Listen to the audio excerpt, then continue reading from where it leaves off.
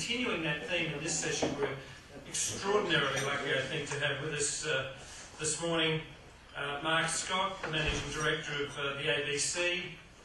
Many of you have probably met Mark or had an opportunity to meet with him. He's been with the ABC since July of 2006. His contract was extended for a further 5-year term in 2011. He's certainly made a transformational difference to the ABC, expanding its services and its outreach. I think you'd all agree that the theme that's emerging this morning, certainly from Brad's talk and some of the challenges we talked about in our opening session around innovation in higher education and the regulatory framework that we're in. I think Mark has demonstrated with the transformation of the ABC into this truly multifaceted organisation that I'm sure will get a lot of value from his insights into the digital media space. I could go through the outreach of the ABC, but one particular thing stood out in the background about Mark, and that was that each week about 3/4 of Australians aged over 18 use the myriad of services provided by the ABC across those various broadcasting services, online and free-to-air. And I think that demonstrates the critical role the ABC plays domestically and internationally as our national broadcaster. But I think it implies as well for us today an interesting conversation with Mark about the role that universities and education play in this space and the connection that we can have to a national broadcaster in the digital age.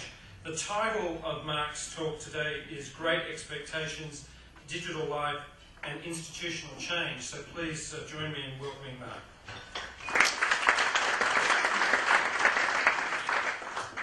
Well, thanks, Barney, and Ian, ladies and gentlemen, great to be with you today.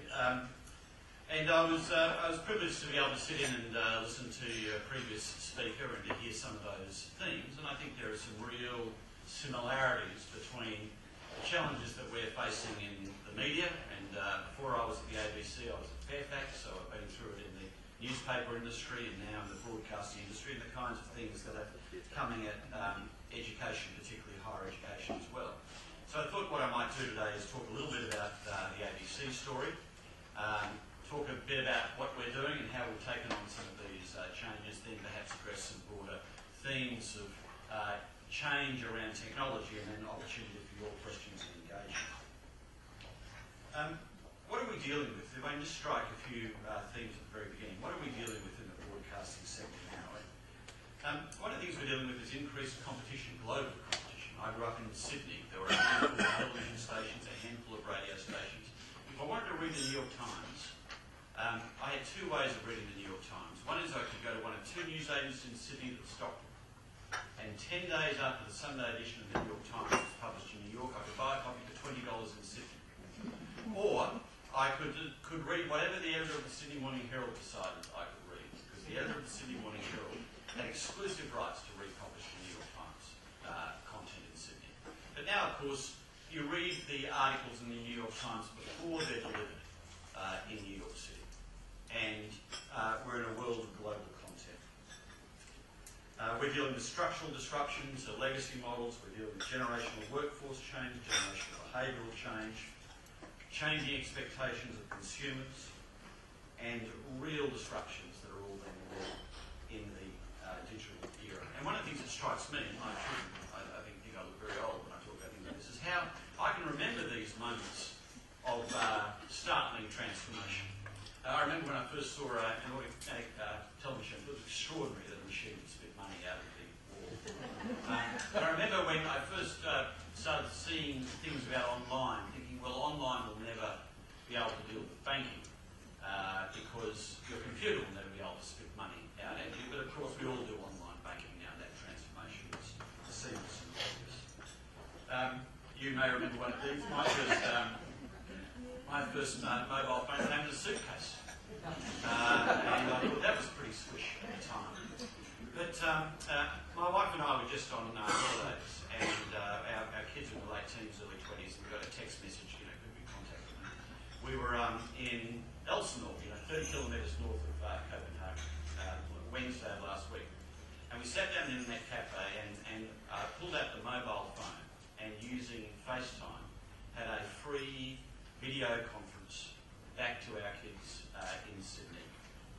technology that's there in your phone. And if you think about what is in your phone now, once used to make calls, but now your entire music collection, your ability to video conference the world, your ability to access 250 million websites, your ability, if you're linked into a service like Spotify, to have 10 million songs available to you at the press of a few buttons. How remarkable these transformations are in such a short period of time. Early browsing experience, some of you will remember early Netscape. I remember Netscape. I was studying in America at the time, and I was able to pull up a black and white satellite photograph of Australia. Cloud cover coming in from the west, that still could make you tear up a little bit. And then our early online foray, this is the ABC, I think, from 1996. We've seen disruptions and dividends in a remarkable way from the new digital era that's coming at us. When we think about the world that we moved from, well, there were a few very clear tenets about the world that we came from, and really this was the operating paradigm for the ABC from back when we were established in 1932, all the way really through to the turn of the century. And one of those models was that there were very few providers, a handful of radio stations, a handful of television stations, a handful of newspapers, and huge barriers to entry, of course. To have a broadcasting licence, to have a kind of printing press that could print hundreds of thousands of papers. That's why there were so few providers, and that's why those providers were so powerful. That's why media moguls were media moguls. They had exclusive access to millions of people and could monetise that in such a powerful way. And there were a number of tenets about this relationship that we all knew and understood. One of the tenets I understood, we all understood, was the news, the ABC news anyway, was on at 7 o'clock. And if you wanted to watch the news, you tuned in at 7 o'clock. And if you're in Sydney, James Dibble would read you the news. A friend in every home.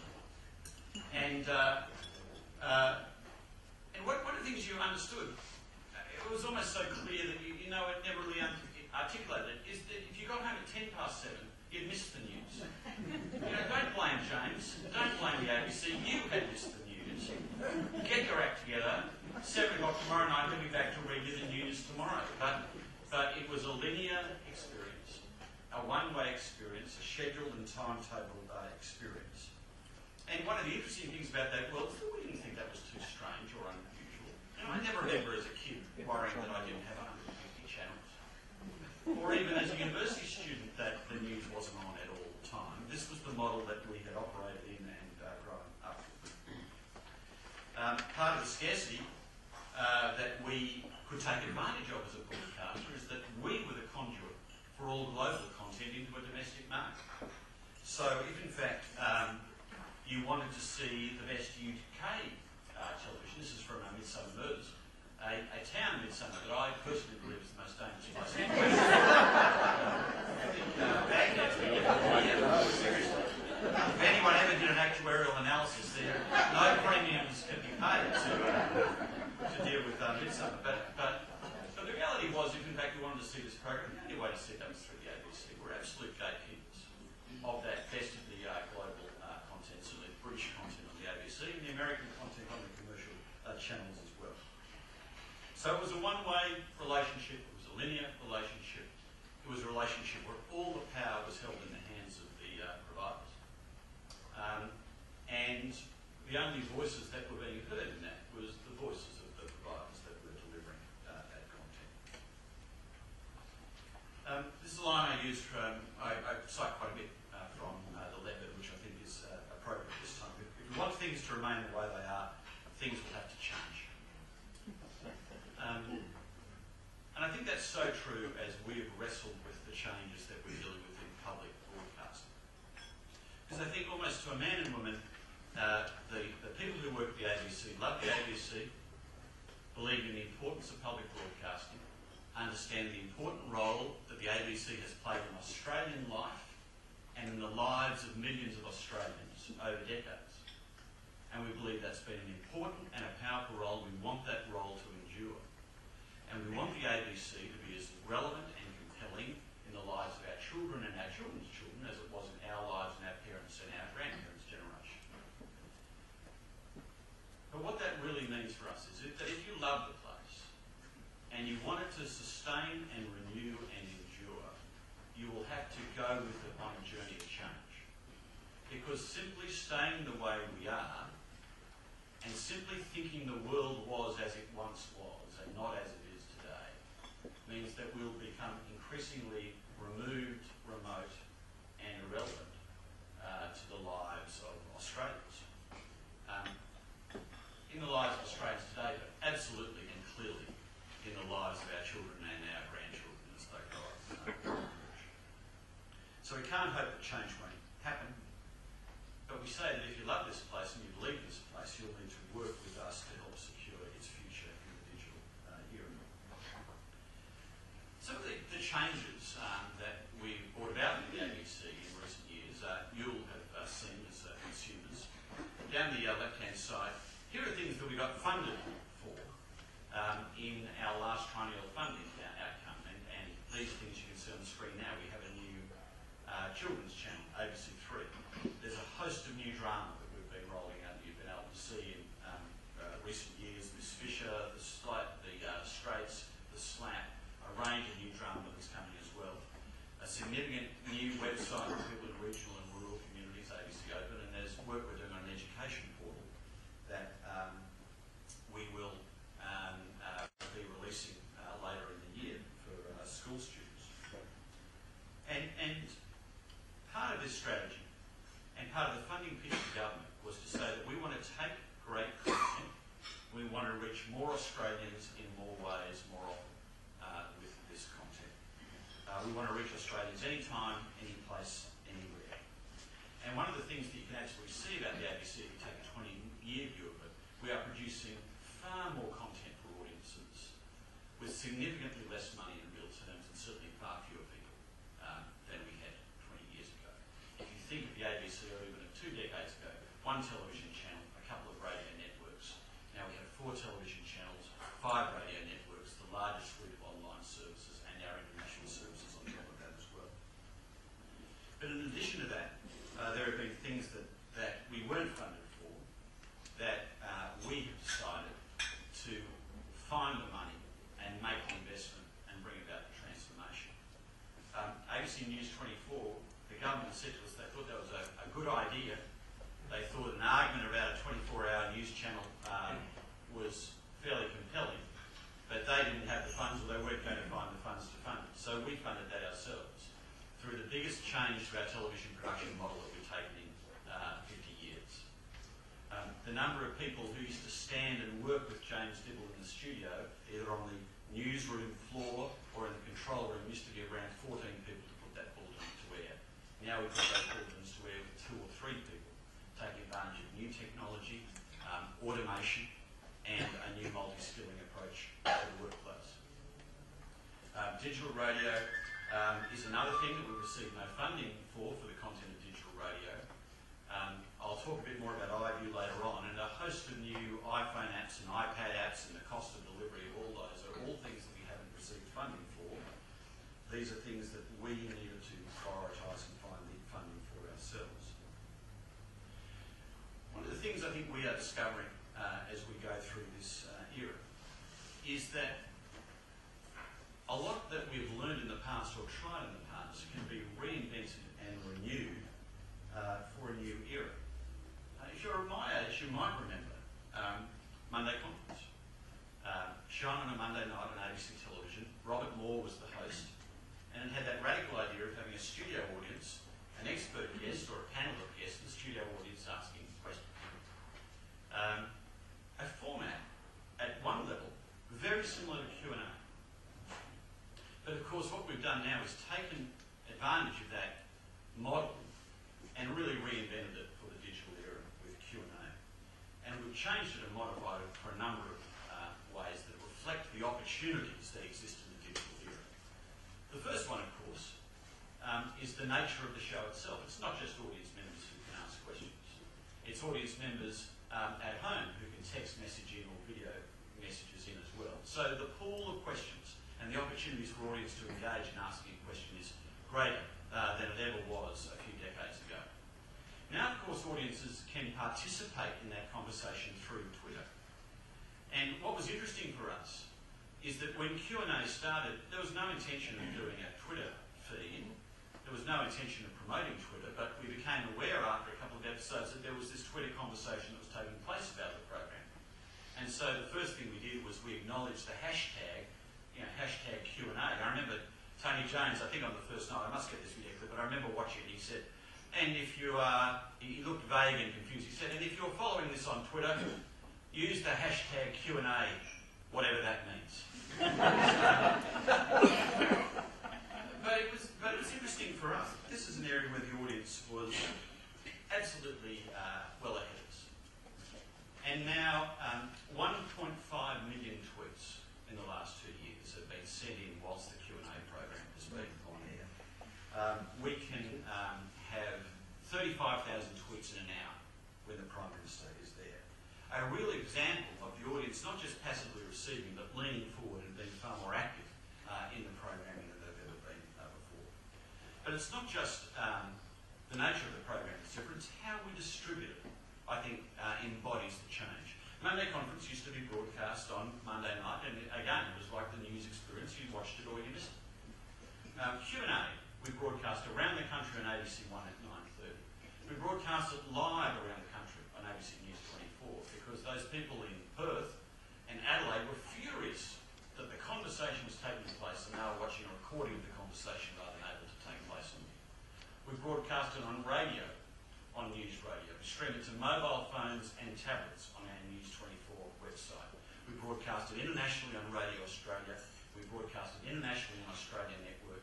And if you miss it, you can catch up on the whole thing on iView. So there is that sense of we are creating content, we are adapting and modifying it to take advantage of the new technologies to engage with audiences in a compelling way. And we are using all the tools that are available now to distribute it to our audiences so they can see it. One of the things that we are working through now is the sense that rather than audiences are just sitting on the lounge and focusing on that screen, the emergence of tablets and the emergence of smartphones means that people are often engaging with 2 or 3 screens or multimedia input at one time. 41% of Facebook book users post, according to the latest research, whilst watching television. And so what we are doing, and a number of other outlets are doing as well, is developing new websites or new apps that are described as companion apps that are designed for people to use whilst they are watching television. Recommending other programs, background information, background data, a host of new additional enriching material that will be made available as well. And this is a beta of something that we are playing around with at the ABC that we may develop and release at the end of the year. What's interesting about it, you can see down the middle, the Twitter feed. What Telstra is working on, what television manufacturers are working on, what increasingly we think we will see, is that even though you might be watching that television on your own, that watching television will increasingly become a shared community experience. And there are numbers of new television models that are being developed that actually split the screen, 2/3, 1/3, and down the bottom are the faces and the avatars of the people that you know who are watching at the same time. And there is a texting and exchanging and a commentary about what's happening on the screen, much the same way as it would be if you're all sitting in the room together watching the program.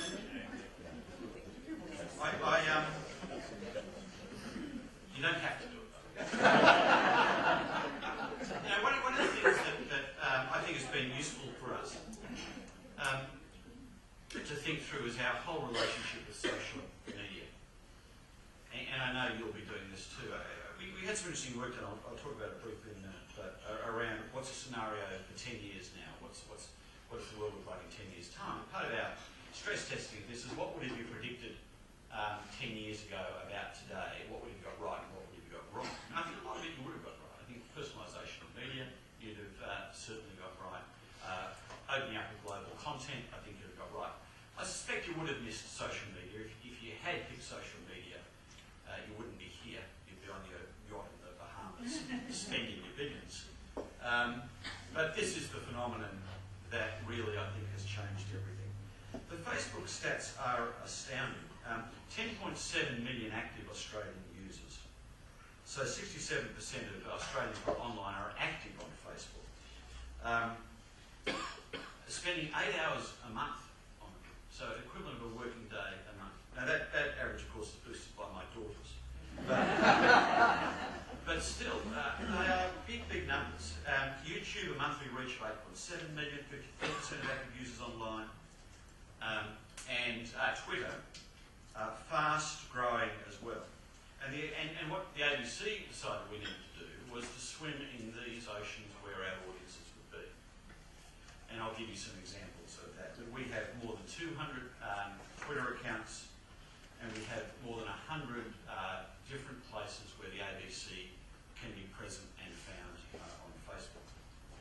I learned a lot about this. I learned a lot about Twitter by being on Twitter. I first signed up to Twitter at the end of 2007. I followed one person. I had no idea what it was about, and that site was probably out there dormant somewhere. But then I created this other site after I saw the impact that that Twitter had in communicating information around the Victorian bushfires. Our local radio station in Melbourne, 774, had used Twitter to share the latest information, and its Twitter audience tripled in the weekend. I thought this was very interesting. I went to Melbourne, met the guy who run that for us, and got on Twitter myself. And I don't think I really ever understood Twitter until I got in there and played with it. And I'd simply say that from my perspective, it is the single most powerful disseminator of breaking news that we have discovered. That when I was news editor at the Sydney Morning Herald, I sat at a desk and we would have paid hundreds of thousands of dollars a year for news feeds from Associated Press, AFP, Reuters, UPI, the New York Times, and you'd sit there and you'd follow, and every minute news stories would drop in and you felt you were on the absolute pulse of what was happening everywhere in the world. And the former journos in the room would know the biggest stories are always the ones you never expect. By definition, they're the ones that are uploaded. And now, of course, anyone can sign up to that. You can sign up to those services, and Twitter is the most powerful way of disseminating news and information. I think it's a great way of curating a conversation between communities of interest, so you find other people who are interested in things that you're interested in, and you can talk with them and engage with them and follow their ideas. It's a way of curating the web. So I've found so many interesting sites on the web by following people like Mark Coleman and Lee Sales and others who I follow. And it's also a strong and positive marketing tool, and I use my Twitter feed to talk a little bit about what we're doing at the ABC. Of course, you get some robust feedback as well.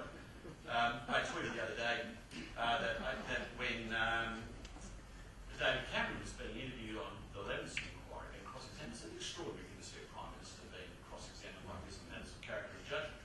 And I immediately got back this message. Mark, Scott, if there's any justice in the world, Scott, you liberal stooge, you'll have your turn in the dock. What a despicable man you are. Immediately followed by, Mark, Scott, how apt your profile pic features you wearing a tie with strains of red. You are a Labor hack from the way back. So you need a thick skin, but I encourage you to be there. One of the things that we've done deliberately about the ABC, as I said, is planted the ABC out in these social networks. And for me, one of these moments was when we decided that we needed to create the Four Corners website in Facebook. So we had a Four Corners website, it attracted good traffic, but there were many people who were going to be interested in this content who weren't going to come to us, so we had to go to them. And it's interesting, referrals back to the ABC and back to the ABC content from Facebook were nearly 8 million referrals last year, up 170% year on year, and more than 2 million referrals from Twitter as well. So that sense that they will come to you rather than you really needing to go and build your presence where they are, I think is very significant. We're building new sites in Facebook all the time.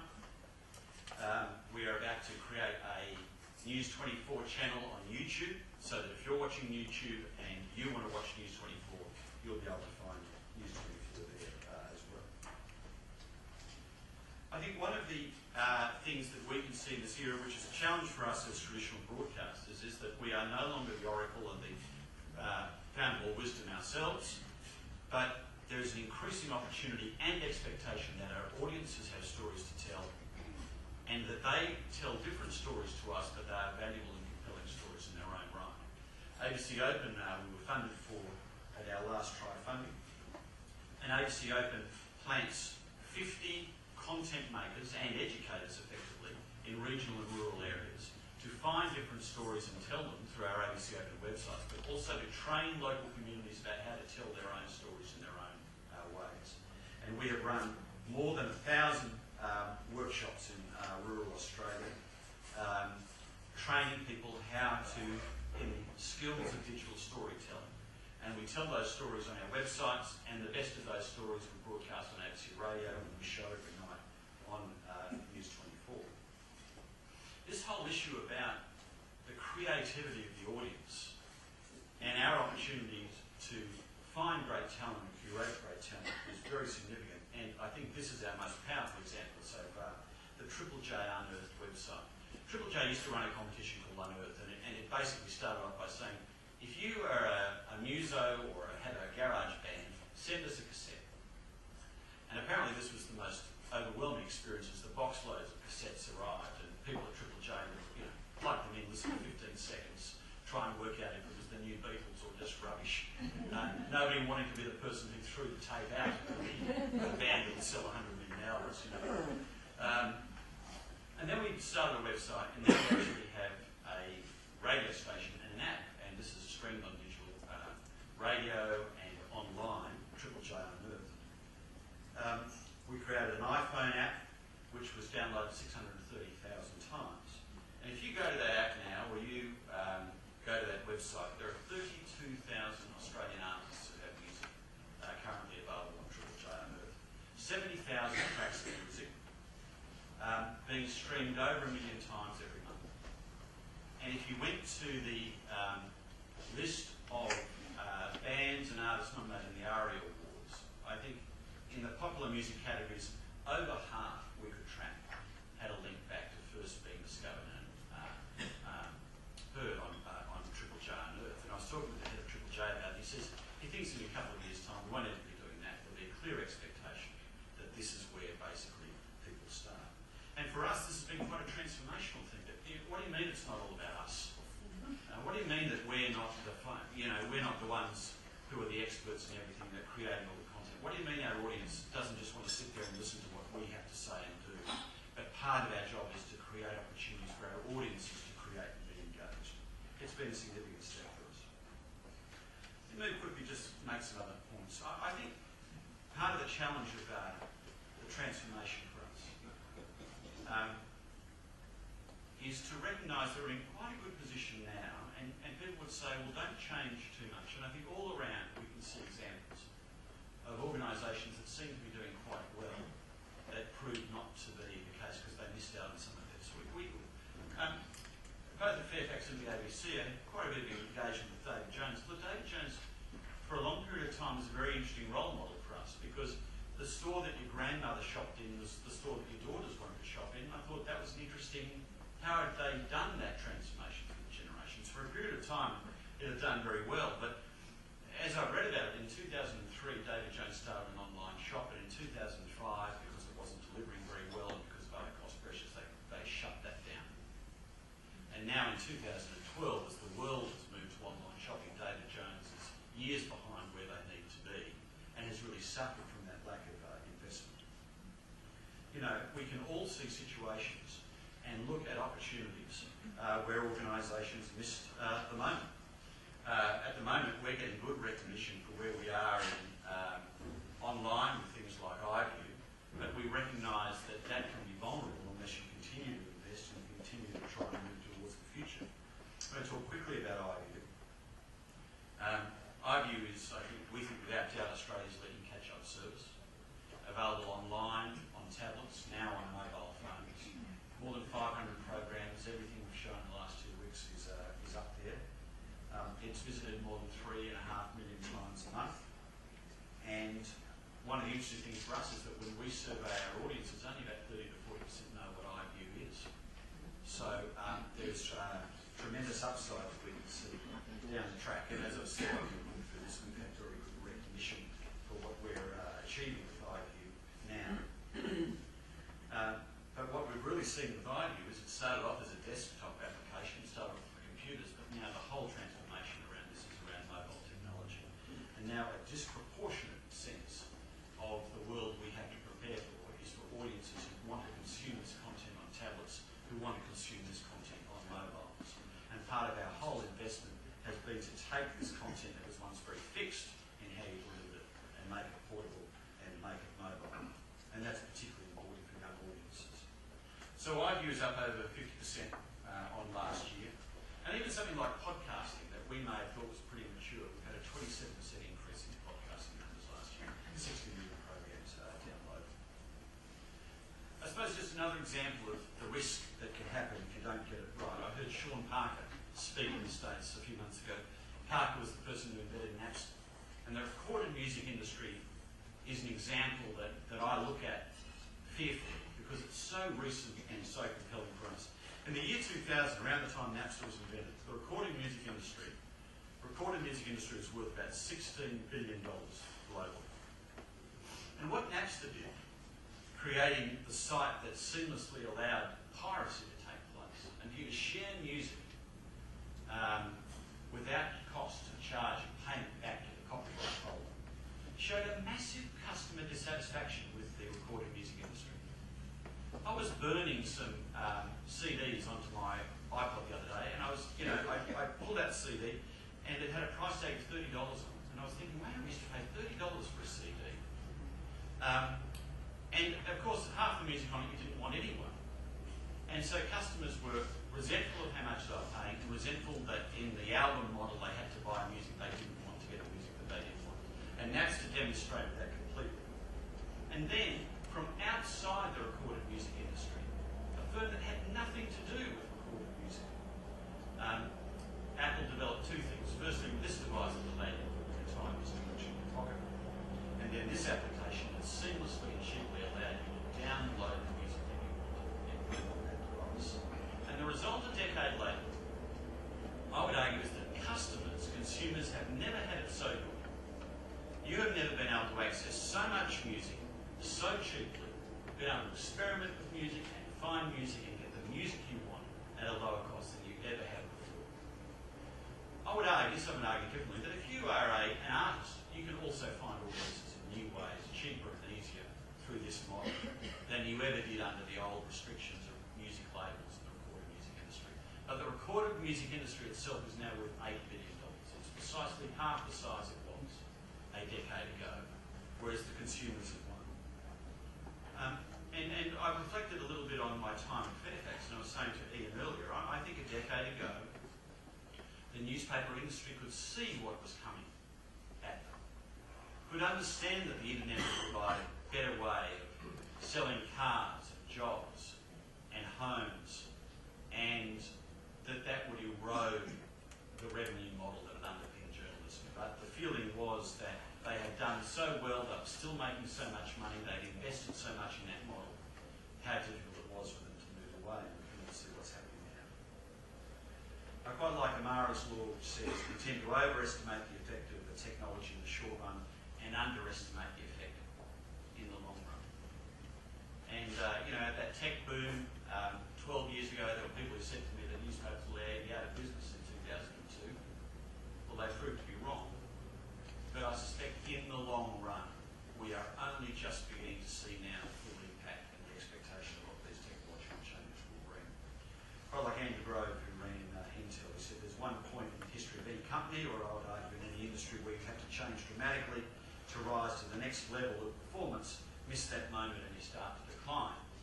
And I worry that that's the moment that the media is in now. I quite like Grove's title of Grove's books, Only the Paranoid Survives. And I think we need to be a little bit paranoid. We have a lot at stake. I'll move quickly through some of this stuff now, because I think we're just about out of time. But this is interesting, I think. You just want a sense of how transformational this digital moment is. Every second, 1 hour of video is being uploaded to YouTube. And there are a whole series of stats here about what happens every 30 seconds online. 250,000 Facebook comments, 18 hours of content uploaded onto YouTube, 30,000 tweets, nearly 700,000 videos being watched every 30 seconds. 16 million emails, 5 million text messages. Just this remarkable transformation of volume and activity as the world moves online. And what we've decided that we need to do at the ABC is to be in a position where we are part of that and are swimming with it, and we are not being too conservative and losing the opportunity to really engage with our audiences in this space. I want to just quickly conclude with a reference to one activity that we are doing now. The ABC's charter does specifically reference education. I think it's an area that we have underdeveloped in and under-referenced in recent years. We are creating a new portal with funding from the government to attempt to align our archive with the national curriculum. Part of our challenge in engaging with school education, I must say, has been 8 different state and territory curriculum frameworks. A national curriculum absolutely helps us, and we will, in fact, be able to create content, align our archive, and be able to make our content far more accessible for teachers and for students. And we'll be launching this archive later in the year. I want to conclude, I think, with this, and I think it's a line that I've used a lot with our staff, because I think this whole sense of this revolution that we're in, these forces that are being unleashed on us, the unpredictability, can make us all pretty quickly feel overwhelmed by it, or victims of it, or that we won't be able to shape it. And what I've said to the ABC staff is that I believe absolutely the future of the ABC is being made and shaped by the people of the ABC. And finally, our ability to make the ABC as loved and engaging and enduring at 100 as it is at 80, that will be determined by the staff of the ABC. And whether we have the energy, whether we have the intellect, whether we have the engagement to be able to take the organisation through the changes that our audiences are demanding of us now. And so it's very easy for us to get into this mindset of learned helplessness. We need more funding. We need less criticism in the news limited papers. We need a more supportive environment. But the reality is, that's the reality that we are working in now. What are we going to do with it? And so that's why I like this message from John Shaw. He says, the future's not a place that we're going, it's a place that we're making. And the paths of the future are made, not found. And the process of making them changes both us and our final destination. So the future of the ABC is in our hands, and we will make our pathway to this digital future. I've spoken to long done, but let me conclude there if there's a chance for a question or two.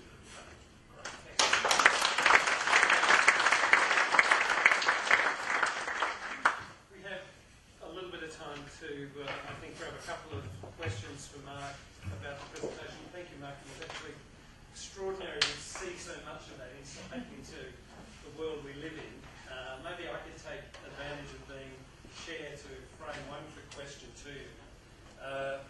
The Andy Groves comment about, you don't realise that tipping point that you're at, and you're likely to be seriously disadvantaged.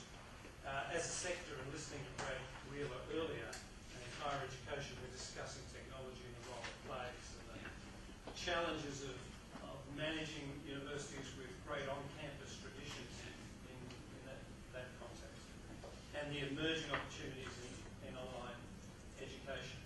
Are we at that tipping point in higher education? Reflecting on that, I think if I look at a continuum, I think newspapers were at that point a decade ago, and part of the crisis that newspapers see now is that they moved too late and were too slow to position themselves for that change. I think broadcasting is right in the midst of this now. I didn't get a chance to talk about it today. But our competitors were the ones challenged 7, 9, and 10. Our competitors are going to be Google and Apple, the most powerful and profitable, biggest companies in the world. That's who our competition is going to be. And our failure to engage with that reality means that we will be an afterthought in a decade's time unless we actively engage in that now. And I think the forces that are being unleashed, that are driving that transformation for us, I think absolutely come to the door of higher education. And I think part of your challenge is that this new generation of learners, they are the real digital natives. They're the ones who know how to find education, find information, extract information,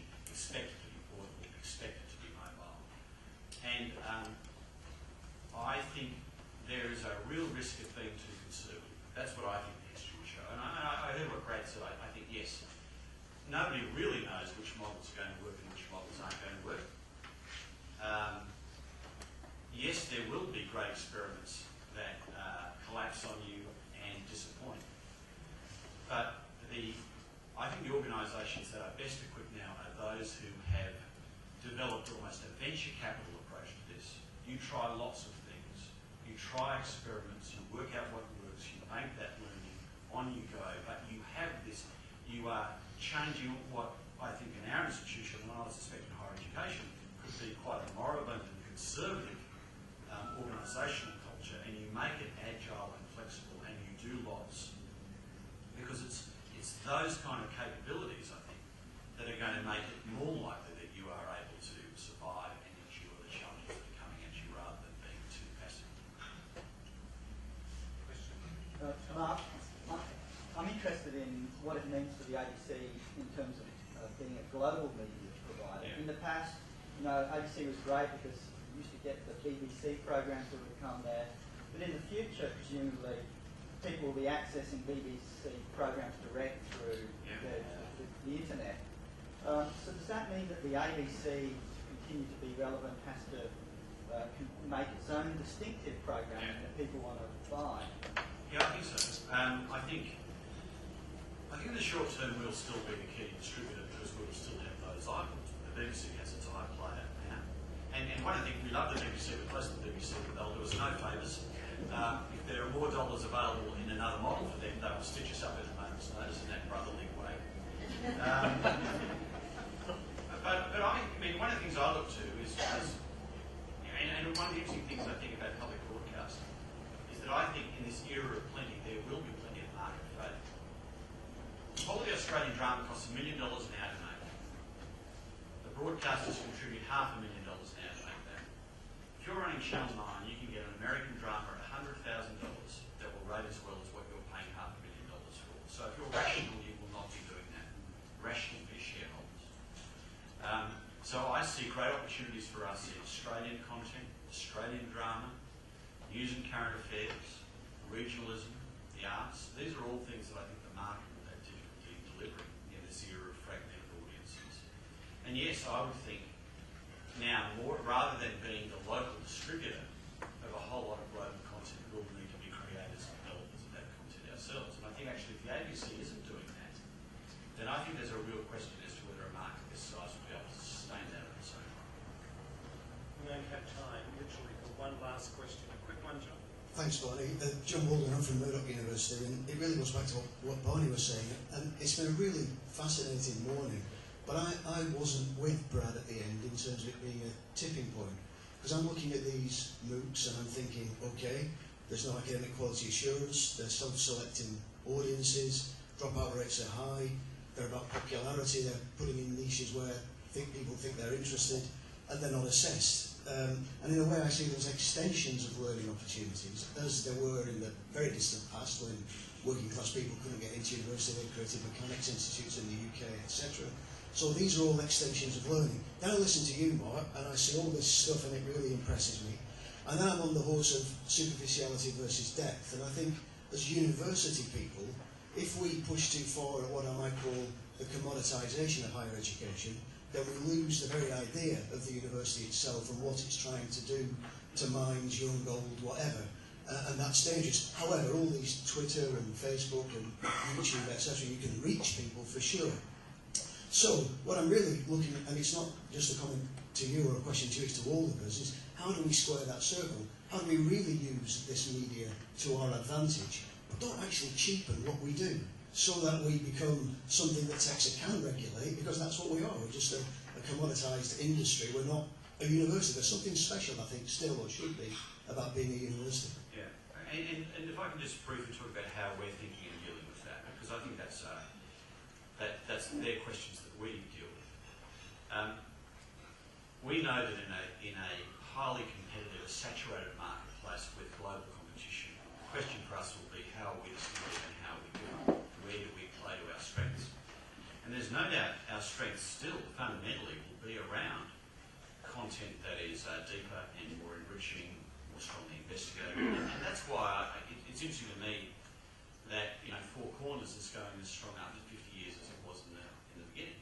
Part of the challenge of this in the business model around this, frankly, is that those old modes aren't actually dying as the new ones are emerging. And radio is still as strong as ever. We're investing as much in radio as ever. Radio remains very important, as does serious news and current affairs, serious documentaries and the like. I think you've got to be able to take advantage of new opportunities to distribute that. I mean, a lot of this is the distribution challenge. I think you've got to recognise the opportunity to broaden your brand and your impact that comes through this and fill out gaps that you have. But I think we don't finally know where the market and where the revenues will finally turn.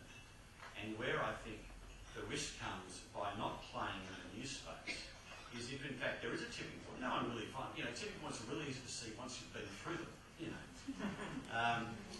and if there is a tipping point and there was a migration of a change in the mode of delivery, a change in funding models, a change in areas of activity, and you weren't equipped to be there if that's where it was going to be, leveraging off your strengths, then that's where I think you weaken. And I suppose that's absolutely our approach to Four Corners.